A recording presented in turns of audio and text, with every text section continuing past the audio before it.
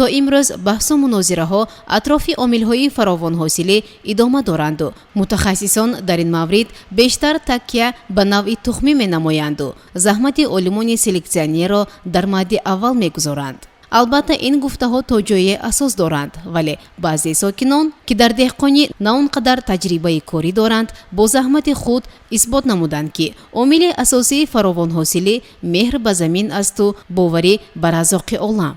ба ин бодаринг нигаред ки онро нафақахӯр дар замини назди ҳавлигиаш рӯёнидааст. вақте ки аз ӯ сабаби комёбиашро мепурсем, бо ифтихор комёбиашро ба меҳнати ҳалол рабт медиҳад ва такрор ба такрор таъкид месозад ки замин ҳам забон дораду онро фаҳмидан лозим. аз тарафи дигар илова менамояд ҳамсӯҳбатамон, дар назди замин ду даст ба пушту бо виқор истодан маънӣ надорад. инҷо ду даст пеши бару сари таъзим фуруд овардан лозим асту бас.